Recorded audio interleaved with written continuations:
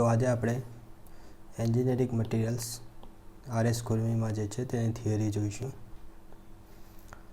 The knowledge of materials and their properties is of great importance for a design engineer. A design engineer must be familiar with the effect which the manufacturing process and the heat treatment have on the properties of the material. એટલે કે heat ટ્રીટમેન્ટની જે મટીરિયલ્સની properties છે તેના પર effect થાય છે તેના માટે પણ જાણવું જરૂરી છે.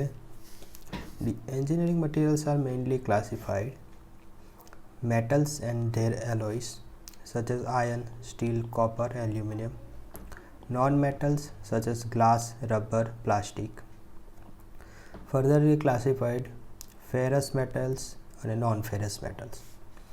Ferrous metal કોને કહેવાય કે જેમાં મેઇન કન્સ્ટિટ્યુઅન્ટ તરીકે કોણ હોય? આયર્ન, જેમ કે કાસ્ટ આયર્ન, રોટ આયર્ન અને સ્ટીલ. નોન ફેરસ મેટલ્સ કોને કહેવાય કે જેમાં મેઇન કન્સ્ટિટ્યુઅન્ટ તરીકે અધર ધેન આયર્ન હોય, બરાબર? અધર ધેન આયર્નવાળી જે કોઈ પણ મેટલ્સ મેઇન કન્સ્ટિટ્યુઅન્ટ તરીકે હોય, જેમ કે copper, aluminium, brass, tin, zinc, એ બધા નોન ફેરસ મેટલ્સ છે. પછી the important mechanical properties of metals. આમાંથી ઘણા બધા MCQs નીકળે છે, પૂછાય પણ છે, બરાબર? Important mechanical properties. તો સ્ટ્રેન્થની વાત કરીએ તો ability of material to resist externally applied force without breaking or yielding. ધારો કે તમે બે હાથની વચ્ચે કાગળ લીધું અને તેના પર ફોર્સ એપ્લાય કર્યો, એટલે કે ખેંચ્યા, કાગળના બંને છેડાને ખેંચ્યા, તો જ્યાં સુધી એ તૂટશે નહીં ને ત્યાં સુધી એની સ્ટ્રેન્થ કહેવાશે. મીન્સ કે એની સ્ટ્રેન્થ તમે જેટલો ફોર્સ આપ્યો એટલું થશે. એટલે કે જ્યાં સુધી બ્રેકિંગ અથવા યીલ્ડિંગ નહીં થાય ત્યાં સુધી મટીરિયલ્સની એક્સટર્નલ એપ્લાઇડ ફોર્સ સહન કરવાની જે શક્તિ છે, એબિલિટી છે, સક્ષમતા છે, તેને સ્ટ્રેન્થ કહેવાશે. સ્ટીફનેસ કોને કહેવાય? Ability of the material to resist deformation under stress. આને સ્ટ્રેન્થમાં આપણે શું કર્યું કે તૂટે ત્યાં સુધી જેટલું પણ ફોર્સ સહન કરે તેને સ્ટ્રેન્થ કહેવાય. સ્ટીફનેસમાં શું આવ્યું? Two resist deformation under stress. સ્ટ્રેસની અંદર જે ડિફોર્મેશન થતું હોય તેનું રેઝિસ્ટ કરવાની જે તાકાત છે, એટલે કે ડિફોર્મેશન નહીં થવા દે, તેને કહેવાય stiffness. The modulus of elasticity is the measure of stiffness. Modulus of elasticity જે છે એ સ્ટીફનેસની મેઝર કરે છે, બરાબર? Modulus of elasticity E is equal to sigma by epsilon, બરાબર? તો E જે છે એ સ્ટીફનેસનું મેઝર કરે છે એવું કહ્યું છે. ઇલાસ્ટિસિટી કોને કહેવાય? It is the property of material to regain its original shape after deformation when the external force are removed. તમે જ્યારે કોઈ પણ મટીરિયલ પર એક્સટર્નલ ફોર્સ લગાવો છો તો તેની અંદર ડિફોર્મેશન આવે છે. હવે જ્યારે એક્સટર્નલ ફોર્સ તમે રિમૂવ કરી દો ત્યારે જો એ પોતાની ઓરિજિનલ પોઝિશન જે હોય, પોતાનું ડિફોર્મેશન રિમૂવ કરીને પોતાનો ઓરિજિનલ શેપ જે હોય તે ધારણ કરી લે, તો આ જે પ્રોપર્ટી છે તેને ઇલાસ્ટિસિટી કહેવાય. શાના માટે આ પ્રોપર્ટી જરૂરી છે? તો એવા મટીરિયલ્સ કે જે ટૂલ્સ અને મશીન્સમાં યુઝ થતા હોય તેમના માટે ઇલાસ્ટિસિટી ઇમ્પોર્ટન્ટ પ્રોપર્ટી છે. It may be noted that the steel is more elastic than rubber. Steel જે છે એ રબર કરતાં પણ વધારે ઇલાસ્ટિક છે. પ્લાસ્ટિસિટી કોને કહેવાય? Property of material which written the deformation produce under load permanently.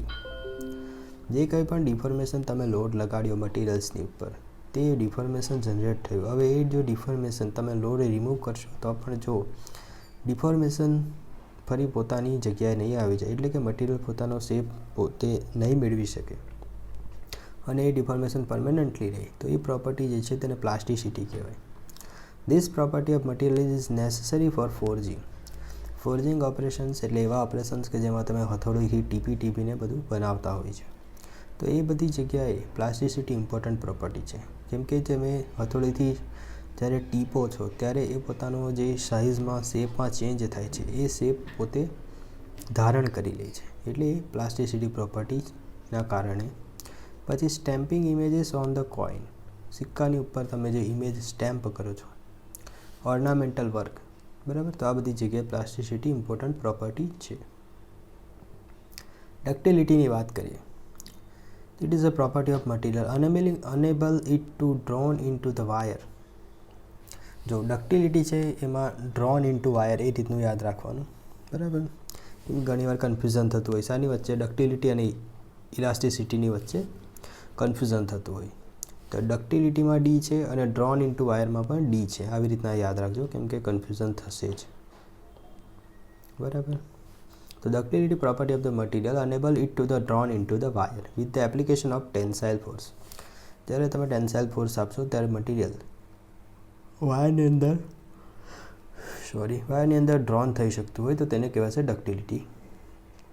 Ductile material commonly used in engineering practice in order to diminishing the ductility. Okay, તો ઘણા બધા મટીરિયલ્સ એવા છે જે આપણે એન્જિનિયરિંગ પ્રેક્ટિસમાં વાપરીએ છીએ, તો તેમને ઘટતા ક્રમમાં જોઈએ, તેમની ડક્ટિલિટીના ઘટતા ક્રમમાં જોઈએ. તો માઇલ્ડ સ્ટીલ એ સૌથી વધારે ડક્ટાઇલ છે, એના પછી copper, aluminium, nickel, zinc, tin અને લેડ. બરાબર. ટીનની ડક્ટિલિટી ઓછી છે, માઇલ્ડ સ્ટીલની સૌથી વધારે છે. બ્રિટલનેસની વાત કરીએ તો it is a property of the material opposite to the ductility. ડક્ટિલિટીના ઓપોઝિટમાં જે પ્રોપર્ટી છે તે છે brittleness. It is a property of the breaking of a material with a little or permanent deformation. Means કે તમારું મટીરિયલ છે તે બહુ વધારે ડિફોર્મ થયા વગર, એકચ્યુઅલી ડિફોર્મેશન આવતું જ નથી, બહુ નેગ્લિજિબલ ડિફોર્મેશન સાથે તમારું મટીરિયલ બ્રેક થઈ જાય તો તેને બ્રિટલનેસ કહેવાય. બ્રિટલનેસમાં કોણ આવે છે તો કે કાસ્ટ આયર્ન. કાસ્ટ આયર્ન જે છે એ કયું મટીરિયલ છે? બ્રિટલ મટીરિયલ છે. મેલેબિલિટીની વાત કરીએ તો it is special case of ductility which permit material to be rolled or hammered into the thin sheet. બરાબર. મેલેબિલિટી આવે તો એક જ વસ્તુ યાદ રાખવાનું, hammered into the thin sheets, એટલે કે પતલા પતરા બનાવી શકાતા હોય તો તે મેલેબિલિટી પ્રોપર્ટીના કારણે બનાવી શકાય છે. Malleable material should be plastic, but it is not essential to be so strong. The malleable material commonly used in engineering practice in order of diminishing malleability are lead, soft steel, wrought iron, copper and aluminum. Means કે સૌથી વધારે જે છે મેલેબિલિટી એ કોની છે? લેડની. પછી આવે છે સોફ્ટ સ્ટીલ, પછી રોટ આયર્ન, કોપર અને પછી આવે છે એલ્યુમિનિયમ. સૌથી વધારે લેડની અને સૌથી ઓછી છે એલ્યુમિનિયમની. ટફનેસની વાત કરીએ. It is a property of the material to resist fracture due to high impact load. High impact લોડના કારણે જો ફ્રેક્ચર થતું હોય તેનું રેઝિસ્ટ કરવાનું કામ જે પ્રોપર્ટી કરે છે તે છે ટફનેસ. લાઇક અ હેમર બ્લોસ, એટલે હેમર બ્લોસ જેવો ઇમ્પેક્ટ લોડ આવે, હેમર બ્લોથી તમે ઠોકો ને કોઈ પણ વસ્તુને તો ઇમ્પેક્ટ લોડ કર્યો કહેવાય. તો ઇમ્પેક્ટ લોડના કારણે જે ફ્રેક્ચર છે તેને રેઝિસ્ટ કરવાનું કામ જે પ્રોપર્ટી કરે છે તે ટફનેસ છે. Toughness of the material decrease when is heated, એટલે કે જ્યારે તમે મટીરિયલ્સને ગરમ કરો ત્યારે તેની ટફનેસ ઘટી જાય. મીન્સ કે બહુ જલ્દી એ ફ્રેક્ચર થઈ જતું હોય છે. This property is desirable in part subjected to shock and impact load. Shock અને ઇમ્પેક્ટ લોડ જ્યાં આવતો હોય ત્યારે આ પ્રોપર્ટી ડિઝાયરેબલ છે. રેઝિલિયન્સની વાત કરીએ. The property of the material to absorb energy and to resist shock and impact load. Resilience is a property of material to absorb energy and to resist shock and impact load. એટલે કે શોક અને impact લોડને resist કરવા માટે અને જે material energy absorb કરે, જો ઉપર પણ જોયું એ ઇમ્પેક્ટ અને શોક લોડને રેઝિસ્ટ જ કરે તો તેને ટફનેસ કીધું, પરંતુ અહીં જે ઇમ્પેક્ટ અને શોક લોડના કારણે જે એનર્જી જનરેટ થાય એ એનર્જી એબ્સોર્બ કરવાનું જે કામ કરે તે છે resilience. It is measured by the amount of energy absorbed per unit volume. જેટલી એનર્જી એબ્સોર્બ થઈ per unit volume within elastic limit, આ પણ ઇમ્પોર્ટન્ટ છે. બરાબર. તો energy absorb per unit volume અને એ પણ વિધિન ઇલાસ્ટિક લિમિટ, તો તે શું છે? રેઝિલિયન્સ છે. This property is essential for the spring material. જ્યારે આપણે ક્વેશ્ચન કરીશું ને તો આ બધી વસ્તુઓ તમને ઇઝીલી આવડી જશે. બરાબર. એટલે જે કન્ફ્યુઝન હશે તે દૂર થઈ જશે. ક્રીપ કોને કહેવાય? તો it is when part is subjected to the constant stress at high temperature. જો બે વસ્તુ ઇમ્પોર્ટન્ટ છે, હાઈ ટેમ્પરેચર અને constant stress. For a long period of time it will undergo a slow and permanent deformation called creep. Creep કોને કહેવાય? તો કે constant stress apply થતો હોય, હાઈ ટેમ્પરેચરે એપ્લાય થતો હોય અને લોંગ પીરિયડ ટાઈમ માટે એપ્લાય થતો હોય તો જે મટીરિયલ્સ છે તે સ્લો અને પરમેનન્ટ ડિફોર્મેશન બતાવશે અને એને તમે કહીશું creep. This property is consider in the designing internal combustion engine, boiler અને ટર્બાઇન. આ બધી જગ્યાએ ઇન્ટરનલ કમ્બશન એન્જિન, બોઇલર અને ટર્બાઇન આ બધી જગ્યાએ કોન્સ્ટન્ટ સ્ટ્રેસ આવતો હોય છે, હાઈ ટેમ્પરેચર પણ હોય છે અને લોંગ પીરિયડ માટે કોન્સ્ટન્ટ સ્ટ્રેસ રહેતો હોય. તો એ બધા માટે તમારે ક્રીપ જે છે તેને કન્સિડર કરવાનું રહે છે. ફટીગ કોને કહેવાય? તો material subject to repeated stresses. જ્યારે કોઈ વસ્તુ પર તમે હથોડા માર કરતા હોય તો એને રિપીટેડ સ્ટ્રેસ એપ્લાય કરેલો કે તો એ સમયે it fail at a stress below the yield point stress.